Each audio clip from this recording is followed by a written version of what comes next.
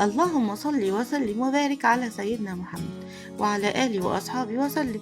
ازيكم يا حبايب قلبي، عاملين ايه؟ يا رب تكونوا بألف خير. وحشتوني جدا جدا من آخر فيديو. وحابة كمان أشكركم على كومنتاتكم وتعليقاتكم اللي دايما بتشجعني وبتخليني بفكر في الفيديو اللي بعده أقدم فيه ايه. النهاردة بقى إن شاء الله هنعمل وصفة في منتهى الجمال، حاجة كده عظمة عظمة عظمة. بصوا، لوحة فنية مرصوصة، الكوسة جنب أختها والبتنجانة جنب أختها والفلفلاية بتقول يا عيني يا ليلي. بصوا كمان لما هيتفتح مستوي جدا، وعايزة أقول لكم إن الرز كمان مفلفل جوه، مش متعجن ولا أي حاجة. بجد كان في منتهى الجمال مع شوية فراخ متحمرة بقى، دي تبقى غدوتنا النهاردة. بص اللوحة الفنية بقى بدأت بالمنظر اللي انتوا شايفينه ده. عندي الخضرة بتاعتي، البقدونس والكزبرة والشبت وكمان البتنجان المخدت الجميل ده، وعندي كمان كيلو من الكوسة، وعندي كمان الفلفل الرومي اللي انتوا شايفينه الجميل ده. طبعا الحجم بتاع الكوسة لازم يكون المتوسط دايما هو المعقول، ما نشتريش الكبيرة وبرضو مش هنشتري الصغيرة عشان نعرف نقورها. هي البتنجانية كمان الحجم ده تبقى مظبوطة جدا. عايزة تكبري بقى يا ست الكل، كبري في الفلفل زي ما انت عاوزة. يلا نكمل ونشوف اللوحة الفنية بقى دي هنظبطها ازاي. يلا بينا. اول حاجة هنبدأ بيها كده نسمي الله ونخش على البتنجان. البتنجان هنقوره، بس المرة دي انا هقوره بطريقة مختلفة تماما. انا هقور البتنجان بتاعي بمعلقة الشاي الصغيرة. هي رنوشة بتقولي ايه؟ ايوه، بمعلقة الشاي الصغيرة هقور كمية البتنجان اللي انتوا شايفينها دي. بس للأمانة كان في بتنجان صغير كده ما كانش المعلقة بتاعة الشاي ما كانتش بتدخل في البق بتاع البتنجانية عشان اقورها، فعشان كده كنت برجع تاني للمقوار برضو ما استغنتش عنه. زي ما انتوا شايفين بصوا بمنتهى السهولة انا بدخل المعلقة وبتطلع لي كل حاجة.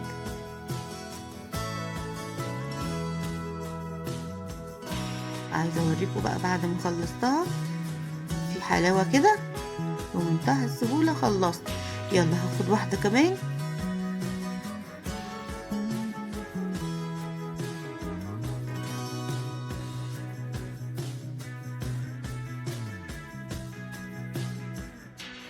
وببدأ ان انا امشي على الحرف كده واحدة واحدة، وطالما المعلقة دخلت في الاول بكمل معاها واسايس فيها كده واحدة واحدة، وبلاقيها خلاص كده تمام التمام. انا هخلص الكمية بتاعتي دي بنفس الطريقة، وزي ما قلتلكوا كان في بتنجان البق بتاعه صغير شوية ما كانش المعلقة بتدخل فيه، فكنت بستخدم المقوار طبعا. هنا انا خلصت بقى كمية الكوسة قورتها، وكمان البتنجان بتاعي الجميل المخدد ده قورته وكله تمام التمام. حطيتهم في مية وملح علشان البتنجان ما يسودش، وكمان بتطعم للكوسة والبتنجان من جوه، وبتغسل كمان الخضار بتاعي. هجيب قد 5 6 بصلات وبفرمهم او بقطعهم صغير، وبعدين ببدأ ان انا اشوحهم بقى في زيت، كمية من الزيت كده محترمة. وهشوح بقى البصل ده، وخدي بالك يا ست الكل ان البصل بتاع المحشي مش بيتحمر، يا دوب كده بيبقى واخد اللون المصفر كده الذهبي الخفيف، وبتعامل معاه بقى وبحط بقية المكونات على البصل. بص اللون ده جميل جدا. في المرحلة دي احنا هنحط بقى الطماطم بتاعتنا. هنا انا كان عندي كمية من الطماطم انا مسبكاها، واخدت منها بقى الكمية اللي محتاجاها في الاكلة بتاعتي مع التقليبة المحترمة، وبسيبها تكمل تسبيكة كده وتاخد وتدي مع البصل على نار هادية.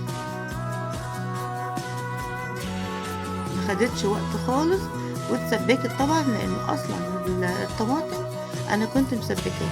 حطيت هنا 3 مكعبات من المرقة كده، أو ممكن تحطي مكعبين، أو ممكن كمان تستغني عنها زي ما انت عاوزة. وطبعا البهارات بتاعة المحشي معروفة، هي الكمون والكزبرة والشطة، وبتظبطي الملح طبعا على حسب الرغبة بتاعتك. أنا هنا ما حطيتش الملح لأن أنا بحط الملح بعد ما بظبط الرز بتاعي وبحطه كمان.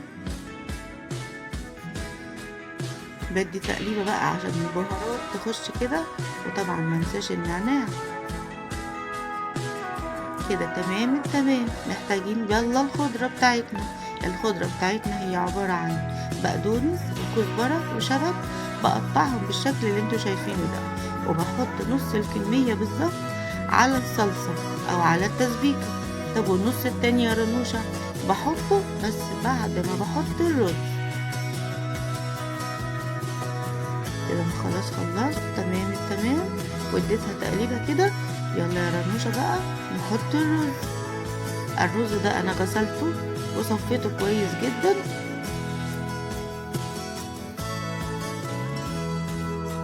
هدي بقى تقليبة، وفي المرحلة دي انا هحط الملح بتاعي اظبطه، وكمان هحط النص الخضرة اللي انا سبته.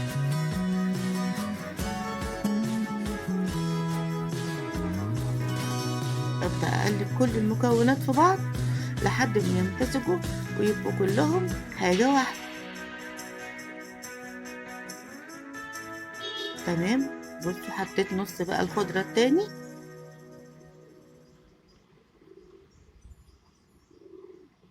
ده بيخلي الخضرة بتاعتي كده باينة في المحشي ومصحصحة، وفي نفس الوقت مش بتدبل، ويفضل طعمها كده جميل وحاسة بيه.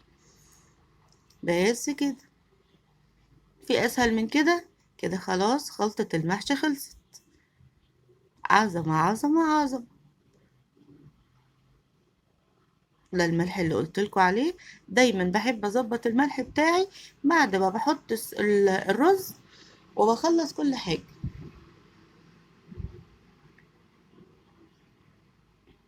كده خلاص الخلطة بتاعتي بقت جاهزة. هحضر بقية المكونات بقى عشان نبدأ الحشو. هنحشي كل البتنجان والكوسة والفلفل، وطبعا طريقة الحشو كلنا عارفينها لأننا كلنا شاطرين. يلا بينا نشوف هنحشي بقى البتنجان ازاي.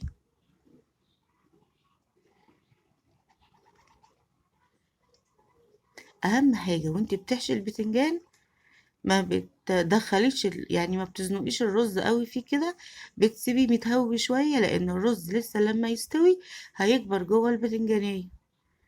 ودايما بسيب حوالي كده أقل من عقلة الصباع فاضي في جوه البتنجانية. هوريكم دلوقتي. بصوا، دايما خدي بالك البتنجانية تبقى مهوية، ما تكبسيش البتنجانية وتلاقيها في الاخر الرز مش مستوي من جوه. لا، اعمل حسابي ان الرز كمان يستوي، ولما هيستوي هيكبر جوه البتنجان وهيملاه، فما تقلقيش وتقولي لا ده هيبقى فاضي. تمام التمام. بنضف كده البتنجانية من بره وبخليها نضيفة وزي الفل.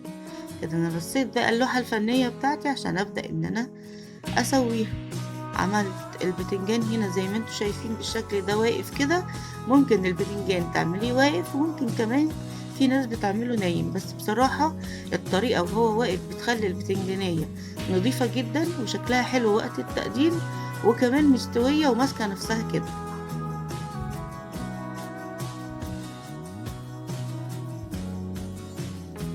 ولا أحلى من كده. شايفين الجمال؟ الأرضية طبعا أنا حاطة التقوير بتاع الكوسة، وقطعت بصلاية، وكمان قطعت طماطمية في أرضية الصينية بتاعتي. أنا هكمل الصينية بقى بتنجان وفلفل وكوسة كله مع بعضه. هنا بقى هبدأ أحط بقى الفلفل بتاعي.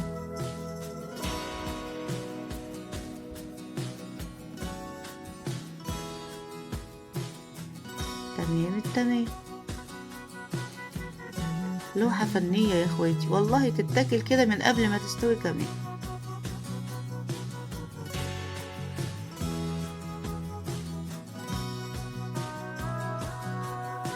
كملت بقى الصينية بتاعتي بالبتنجان والفلفل لحد ما الكمية كلها خلصت، وبعدين هبدأ ان انا هسويه.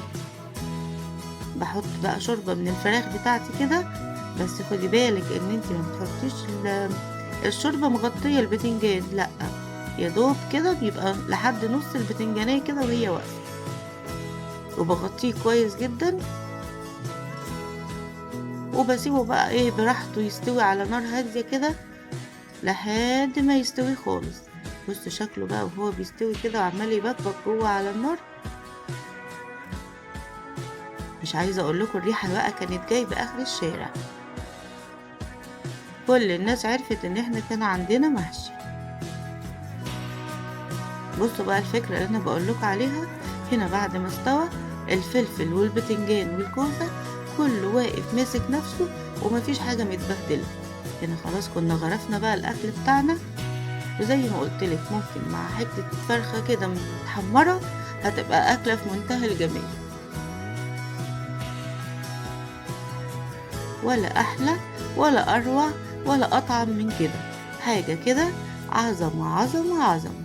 لو عجبكم الفيديو ما تنسوش الاشتراك في القناة وتفعيل زر الجرس، وكمان ما تنسوش تضغطوا على اللايك الجميل بتاعكم اللي دايما بيشجعني وبيدعمني. أشوفكم مع وصفات جديدة مع رنوشة.